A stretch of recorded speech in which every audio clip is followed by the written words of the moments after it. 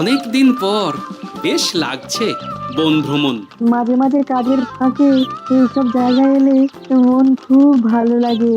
শুদ্ধ বাতাস, মাটির সোনা গন্ধ, পাখির কলতান, আহা।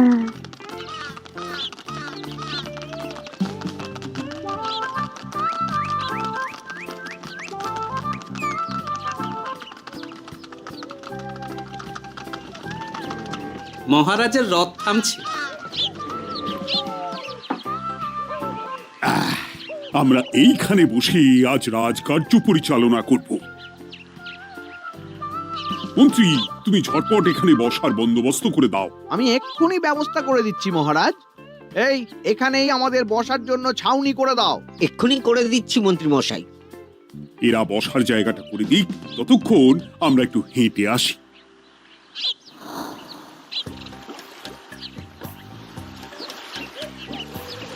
সকালবেলা হাঁটা শরীরের পক্ষে খুব ভালো মহারাজ।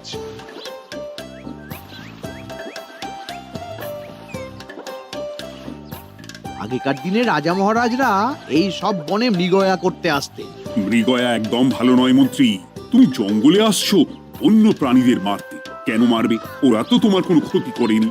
না, তা করেনি, কিন্তু তখন ওটা রাজা মহারাজাদের খেলা ছিল। শুনেছি আপনার প্রপিতামহ খুব ভালো বাঘ শিকার করতেন, অনেক বাঘ মেরেছেন। মন্ত্রী, তুমি একটা কথা হয়তো জানো না। আমার প্রপিতামহ শিকার করতেন, কিন্তু কোনো স্বাভাবিক জানোয়ারকে নয়। যে বাঘ মানুষ খেকো হয়ে প্রজাদের ক্ষতি করত, আমার প্রপিতামহ সেই সমস্ত বাঘদেরই মারতেন। এছাড়া উনি বন্য প্রাণী সংরক্ষণ করতে বড়ই ভালোবাসতেন।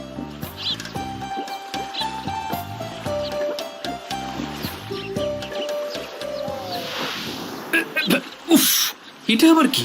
এই এটা আবার কোথা থেকে উড়ে এলো? কোথাও তো ঝড় হাওয়া কিছুই নেই।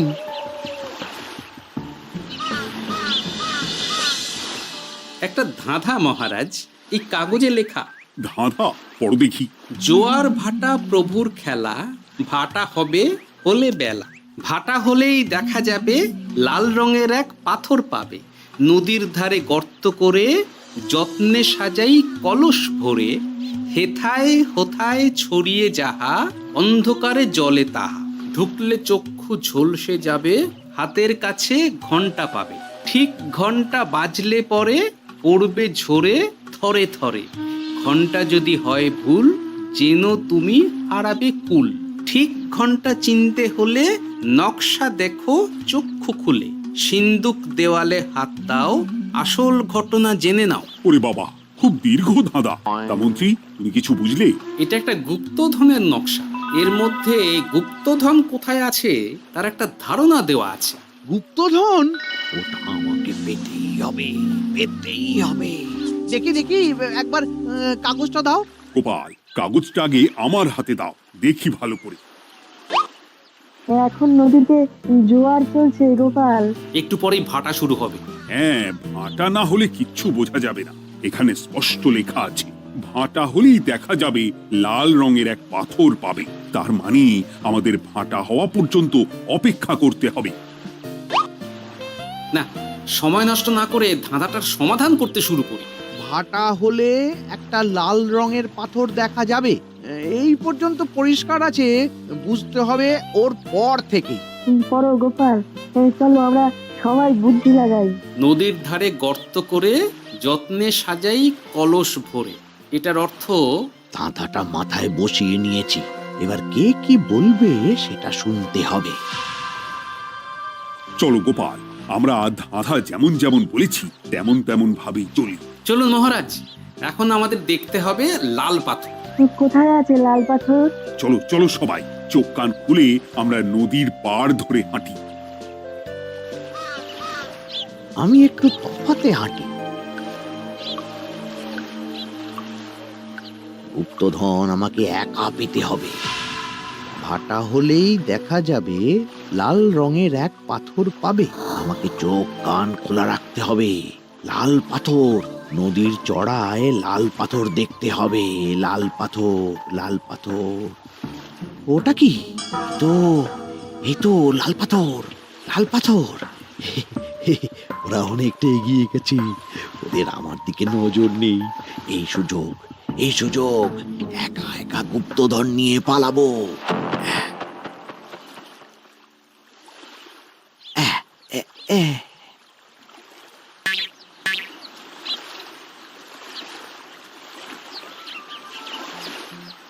কি গো, আমরা তো হেঁটেই চলেছি, লাল পাথর তো কই দেখতে পাচ্ছি না। আরেকটু হাঁটতে হবে মহারাজ, গুপ্তধন বলে কথা, ওকে আর সহজে ধরা দেয়? সেটা অবশ্য সঠিক কথা। আচ্ছা, আমরা সবাই তো আসছি হেঁটে হেঁটে, মন্ত্রী মশাই গেলেন কোথায়? ও কি যে ঘটে! সত্যি তো, মন্ত্রী কোথায়? ও সেনাপতি, মন্ত্রীকে দেখেছো? কই, না তো মহারাজ। তাহলে কোথায় গেলেন মন্ত্রী মশাই? এই জঙ্গলে বাঘ ভাল্লুক আছে, শেষে কিনা বাঘে নিল। হায় হায় হায়, মন্ত্রী গিন্নির কাছে আমি কি মুখ দেখাবো? হুম, বাঘ ভাল্লুকের পেটে যাবার লোক তো মন্ত্রী মশাই নন। ও গোপাল, কি ভাবছো? কিছু তো একটা বলো। এখন আমাদের মন্ত্রী মশাইকেই খুঁজতে হবে। তবে মন্ত্রী মশাই বাঘ ভাল্লুকের পেটে যায়নি। তুমি নিশ্চিত হচ্ছ কি করে? অত পেঁচালো মানুষকে বাঘ ভাল্লুক গন্ধ শুকেই ছেড়ে দেবে, হজম করতে পারবে না। না না না, এখন রসিকতা করার সময় নয়, আমাদের মন্ত্রীকে খুঁজে বার করতেই হবে। কোথায় গেল মন্ত্রী? চলো চলো, গুপ্তধন মাথায় থাক, চলো মন্ত্রীকে খুঁজি। আহ, মন্ত্রী কোথায় গেল কে জানে। একবার পুরো ধাঁধাটা ঝালিয়ে নি। ভাটা হলেই দেখা যাবে লাল রঙের এক পাথর পাবে। ভাটা হয়েছে, লাল রঙের পাথরের মাথায় চাপ দিয়ে গুহার মুখও খুলেছি। এবার এবার নদীর ধারে গর্ত করে যত্নে সাজাই কলস ভরে। এটাই তো ঠিক বুঝতে পারছি না।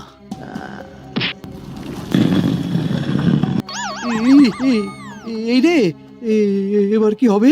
হ্যাঁ, মহারাজ, কোথাও একটা আওয়াজ হলো। আওয়াজটা কোন দিক থেকে হলো? চলুন সামনে এগিয়ে যাই। আমার মনে হয় আওয়াজটা সামনের দিক থেকে এলো।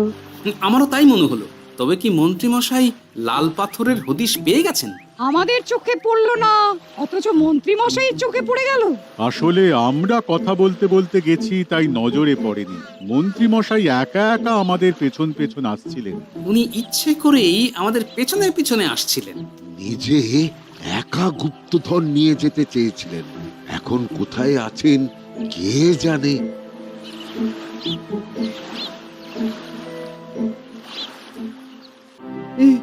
অন্ধকারে কিছু দেখতে পাচ্ছি না তো। দাঁতাতে কি ছিল? হ্যাঁ, কি ছিল? হেথায় হোথায় ছড়িয়ে যাহা, অন্ধকারে জলে তাহা, ঢুকলে চক্ষু ঝলসে যাবে, হাতের কাছে ঘন্টা পাবে। পেয়েছি পেয়েছি, ঘন্টা ঘন্টা ঘন্টাটা পেতে হবে। ঘন্টাটা ঘন্টাটা ঘন্টা। ভাটা হলেই দেখা যাবে লাল রঙের এক পাথর পাবে, নদীর ধারে গর্ত করে যত্নে সাজাই কলস ভরে, হেথায় হোথায় ছড়িয়ে যাহা, অন্ধকারে জলে তাহা, ঢুকলে চক্ষু ঝলসে যাবে, হাতের কাছে ঘন্টা পাবে। ঠিক ঘন্টা বাজলে পরে পড়বে ঝরে থরে থরে, ঘন্টা যদি হয় ভুল যেন তুমি হারাবে কুল। ঠিক ঘন্টা চিনতে হলে নকশা দেখো চক্ষু খুলে, সিন্দুক দেওয়ালে হাত দাও, আসল ঘটনা জেনে না। এবারে ভালো করে ঠান্ডা মাথায় ভাবতে হবে। ভাটা হলেই দেখা যাবে লাল রঙের এক পাথর পাবে। সেই লাল পাথরটাই তো খুঁজে পাওয়া যাচ্ছে না, অথচ মন্ত্রী মশাই খুঁজে পেলেন। আওয়াজটা কোথা থেকে আসছিল? এই কাছে পিঠে এই কোথা থেকে আওয়াজটা আসছিল।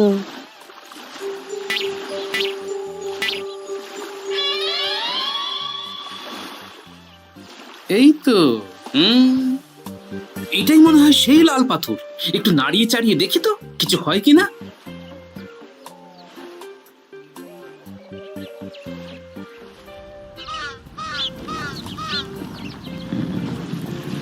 এই তো, কাজ হয়েছে। এই তো সুড়ঙ্গ। আপনারা নিচে নামুন। আপনারা কি দেখছেন সেটা বলবেন মহারাজ। সবাই যদি নেমে যাই, যদি কোনো কারণে সুড়ঙ্গের মুখ বন্ধ হয়ে যায়, তাহলে আর আমরা বাইরে বেরোতে পারবো না মহারাজ। গোপাল ঠিকই বলেছে, আমরা দুজন বাইরে থাকি। মহারাজ, আর একটা কথা, কোনো ঘন্টায় হাত দেবেন না, মনে আছে তো? ঘন্টা যদি হয় ভুল, যেন তুমি হারাবে কুল। ওরে বাবা, এই বয়সে আর কুল হারাতে চাই না। ঠিক আছে, তোমার কথাই অক্ষরে অক্ষরে পালন করব। দেখি এই সুড়ঙ্গে মন্ত্রী মশাইকে দেখতে পাই কিনা। চলুন মহারাজ, সুড়ঙ্গে নামি। সবাই সাবধানে নামো।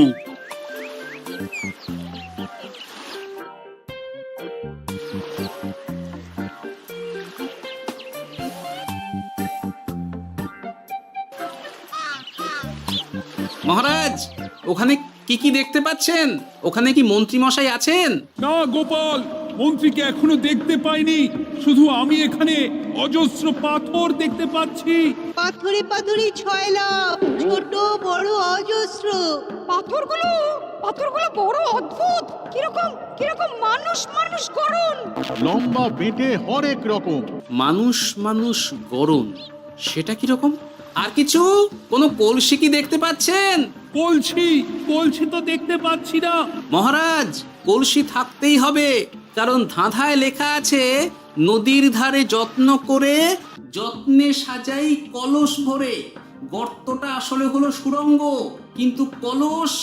মহারাজ, মহারাজ, এইদিকে এইদিকে একটা কলসের মতো কি যেন আছে। এইদিকে আসুন, এদিকে এদিকে। হ্যাঁ গোপাল, দেখতে পেয়েছি। এবার আমি যেরকম যেরকম বলবো সেই রকম সেরকমই করবেন। আমি বিজ্ঞানীকে নদী থেকে জল তুলে পাঠিয়ে দিচ্ছি। পাত্র কোথায় পাবে? আমাদের জল খাবার যে পাত্র আছে সেটা আনতে লোক পাঠাচ্ছি। ঠিক আছে। শুধু একটা কথা বলছি, আপনারা কেউই সুড়ঙ্গের ভেতরে কোনো কিছুতে হাত দেবেন না। কেন গোপাল? সব পরে বলবো, এখন আমি যা বলছি সেটা শুধু মনে রাখুন। সুড়ঙ্গের ভেতরে কিছুতে হাত দেবেন না। ঠিক আছে। প্রহরী, তুমি যাও, যেখানে আমাদের বসবার আয়োজন করা হয়েছে সেখানে গিয়ে একটা জলের পাত্র নিয়ে নদী থেকে জল ভরে নিয়ে এসো। গোপাল, মন্ত্রী মশাই কোথায় গায়েব হয়ে গেলেন? কোথাও গায়েব হয়ে যাননি বিজ্ঞানী, কোথাও গায়েব হয়ে যাননি উনি। উনি ওই সুড়ঙ্গের ভেতরেই আছেন। কিন্তু কেউ তো ওনাকে দেখতে পাননি। সম্ভবত পাথর হয়ে আছে। এখন কিভাবে পাথর হয়েছেন সেটা তো আমি বলতে পারবো না। সবটাই স্বপ্নের মতো লাগছে। ঠিক যেন স্বপ্নের মতো লাগছে। এই জীবনে সুড়ঙ্গ দর্শন হয়ে গেল। আমাদের পাতাল প্রবেশ। পাতালে আসিয়া আমি মনে মনে বলি, গুপ্তধন নিয়ে আমরা যেন সৎ পথে চলি। তোমার এখনো কাব্য আসছে সভাকবি? আসছে মানে কাব্যের সাথে আছে রোমাঞ্চ, করছে গা শীত, হচ্ছি আমি অধীর। মহারাজ, জল দিয়ে বিজ্ঞানীকে পাঠাচ্ছি। কি করতে হবে বিজ্ঞানীকে সব বলে দিয়েছি। তুমি ভেতরে আসবে না? আসবো ঠিক সময়ে। এখন আমি যেমন যেমন বলবো আপনি ঠিক তেমন তেমন করবেন। ঠিক আছে। বিজ্ঞানী, যেমন যেমন বললাম ঠিক তেমন তেমন ভাবে কলসিকে জল দিয়ে পরিষ্কার করবে। মনে রেখো, ধাঁধায় আছে কলসি সাজাই যতন কর। তুমি একটা কথা মনে রেখো বিজ্ঞানী, কোথাও হাত দিও না কিন্তু। ঠিক আছে গোপাল, তোমার উপস্থিত বুদ্ধির তুলনা নেই। আমি যাচ্ছি গোপাল। সাবধানে সাবধানে। মহারাজ, বিজ্ঞানী যাচ্ছে। সাবধানে নামো, সাবধানে। মহারাজ, এই কলসিটা কোথায়? ওই তো, একটু সাবধানে যাও।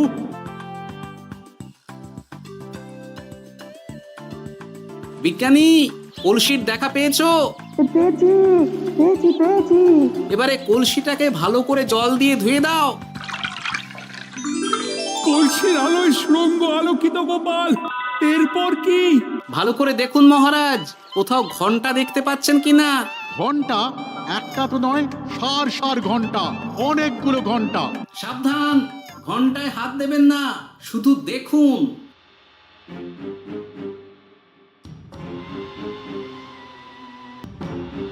মহারাজ, আমরা গুপ্তধনের খুব কাছে চলে এসেছি। তাই নাকি? কি মজা, কি মজা! এবার খাবো ক্ষীরের গজা। সভাকবি, চুপ করো। এখনো আমরা গুপ্তধন পাইনি। বাবার মুখে দাঁড়িয়ে সবগুলো তারা আঁকা। বিজ্ঞানী, কোনো ঘন্টায় চাঁদের নকশা করা আছে কি? একটু দেখে বলো না। আমি আতস কাঁচ নিয়েই দেখছি, সব ঘন্টাতেই তারা আঁকা।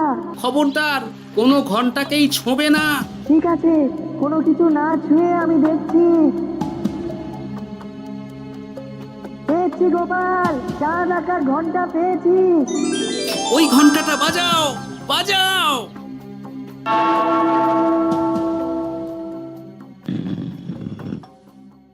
গুপ্তধন পেয়েছেন মহারাজ? বাঁচাও, বাঁচাও, বাঁচাও। বাঁচান মহারাজ, বাঁচান বিজ্ঞানী, মহারাজ, মন্ত্রীর গলা পাচ্ছ না? মহারাজ, আমি পাথর হয়ে আছি, আমাকে মানুষ করুন মহারাজ। তুমি তো মানুষই ছিলে, হঠাৎ করে পাথর হলি কেন? মহারাজ, গুপ্তধন পেয়েছেন? পেয়েছি, তার সাথে মন্ত্রীকেও পেয়েছি। মন্ত্রী এইখানে কোথাও পাথর হয়ে দাঁড়িয়ে আছে। দাঁড়ান মহারাজ, এবার আসছি। সাবধানে এসো। আমি ভেতরে যাচ্ছি, বুঝলে? যদি কোনো কারণে দেখো পাথরটা গুহার মুখটা আটকে দিয়েছে, অমনি তোমাদের কাজ হলো পাথরটাকে ছুঁয়ে ফেলা, বুঝলে? ঠিক আছে গোপাল দাদা। আমার মনে হয় বিপদ আর কিছু ঘটবে না, তবুও সাবধানের তো মান নেই। ঠিক আছে, তুমি নিশ্চিন্তে ভেতরে যাও। বাঁচাও, আমাদের বাঁচাও, আমাদের সবাইকে মানুষ করুন। আমাকে মানুষ করুন মহারাজ। আপনাকে তো মানুষ করা হবে মন্ত্রী মশাই। আগে বলুন, আপনি পাথর হলেন কি করে? ও, মনে পড়েছে, ধাঁধার শেষ লাইন। সিন্দুক দেওয়ালে হাত দাও, আসল খবর জেনে নাও। সত্যি গোপাল, তুমি না থাকলে এই এত কিছু আমাদের সবার কাছে অজানাই থেকে যেত।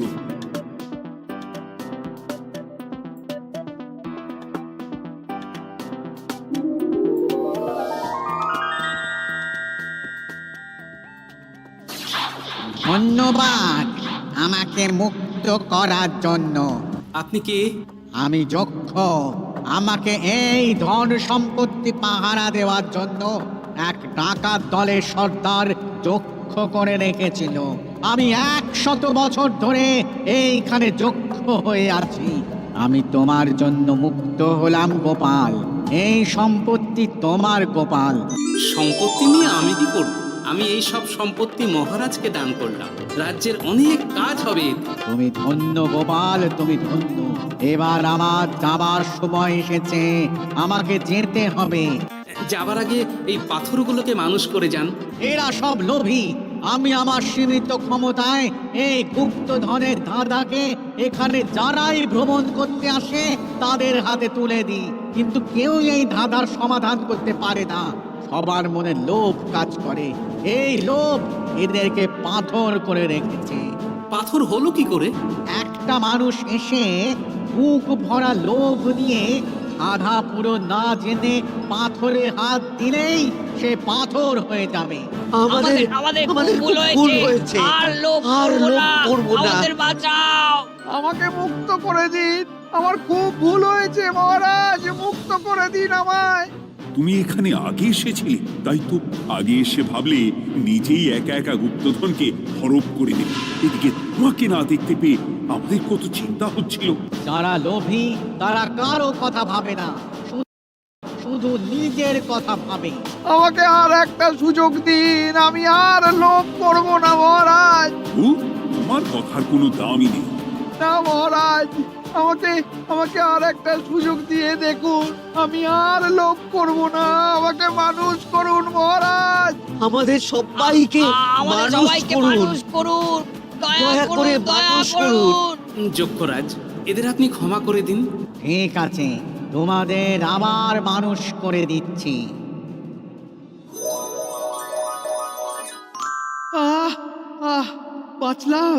বাঁচলাম। এই রকম বারবার বাঁচা যাবে না, কিন্তু এবার সাপ ব্যাং যাই হবে না কেন ওইভাবেই থাকতে হবে, এই আমি বলে দিলাম। এবার আমার মুক্তি। মুক্তি নেবার আগে আরেকটা প্রশ্ন, যে ডাকাত সর্দার তার সম্পত্তিকে রাখার জন্য আপনাকে যক্ষ বানিয়েছিল, এই সম্পত্তি তো তাদের, আমরা তো নিতে পারি না। লোভ বড় খারাপ গোপাল, অতিরিক্ত লোভ মানুষকে পশু করে দেয়। ওই ডাকাত দল এই সম্পত্তির জন্যে সবাই কাটাকাটি করে মরে গেছে, কেউ আর বেঁচে নেই।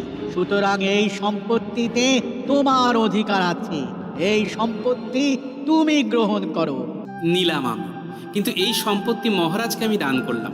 ডাকাত দল জনগণের সম্পদকে লুটেই তো সম্পত্তি বানিয়েছে, তাই আমি জনগণের কাজে লাগবার জন্যই এই সম্পত্তি মহারাজকে দিলাম। সাধু সাধু গোপাল, তোমার জয় হোক।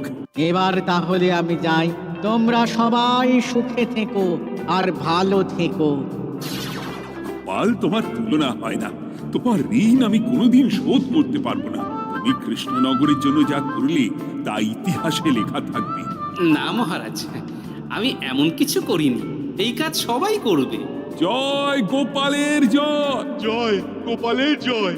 জয় কৃষ্ণনগরের